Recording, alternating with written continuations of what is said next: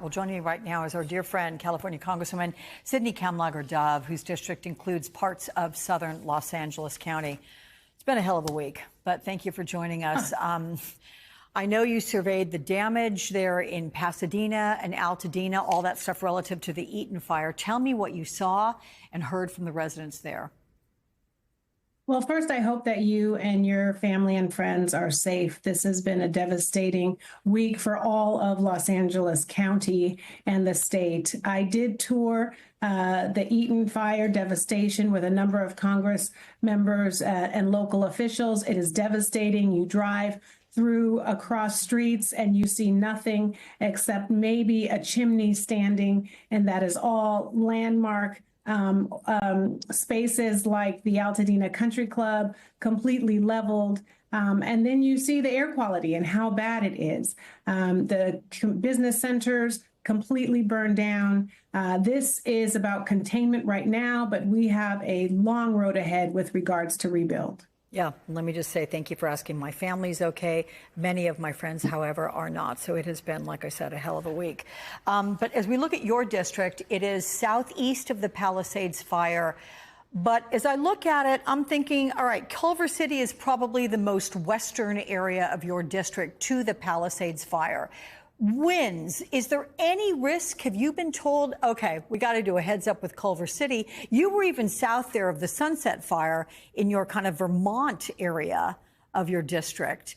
Talk about any concerns you have for your constituents. Also, as you talk about the air quality, schools are closed as well. I mean, overall, how's that community coping?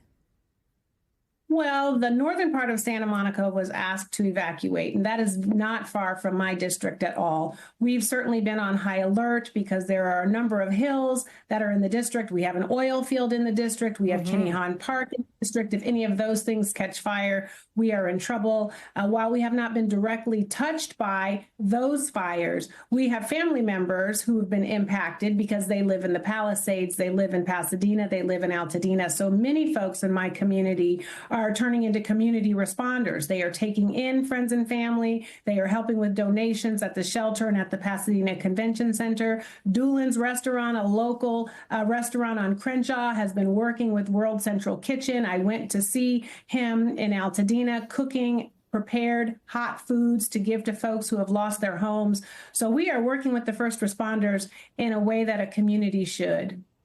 But look, blocks and blocks of burnt out communities, that means many people are displaced in a city that's already short on housing. How big of a challenge is this going to be, and what can Congress do to help? Well, this has been huge. 40,000 folks homeless before the fire and now thousands more. I'm going to be on a call right after this. We're talking with insurance companies. We're talking with adjusters. We are asking FEMA to send us the money that we were owed from COVID and asking them to do more. This is all hands on deck. The convention center is already seeing folks coming and preying on folks who have lost their homes with scams, asking them to pay their property assessments on homes that have burned down. And then we have to think about the economy of Los Angeles that has been changed because folks were working in homes, they were teaching, they were caregivers, and the homes where they were working have now burned down. So it is as much about containment as it is, how we move forward in rebuilding in a way that does not change the character and the essence of Los Angeles County. Yeah. As you know, President Biden approved that major disaster declaration this week, pledging the federal government is going to cover 100% of the costs associated with the fires. In just days, the next administration will be tasked with approving future spending. President Trump on social media overnight called politicians incompetent, saying they just can't put out the fires. What's wrong with them? And then here's Vice President-elect J.D. Vance this morning.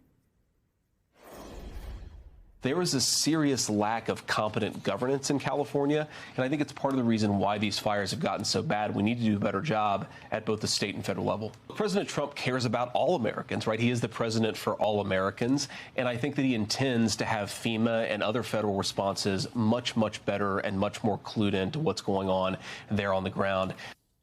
Okay. Do you get the sense that President Trump cares about all Americans? Let's go specifically with California. Are you confident the Trump administration and this new Congress will follow through with the federal aid distribution that this, the Golden State needs? Well, one thing I know, no leader can control wind gusts or lack of rain. And those are real issues that California is facing. You know, Donald Trump claims that he fights for the underdog. And right now, California is the underdog. We know that fires are nonpartisan. They do not check voter ID. And right now, California needs leadership that operates in that same way. Donald Trump's next administration, that will be about his legacy building. And I am hoping that he sees that there are Republicans and Democrats who have lost everything because of these fires, and he steps up and helps all of us. Let's hope so. I hope you're right. Sydney Kamlager-Dove, thank you so much getting through it all. Appreciate you checking in with us. Thank you.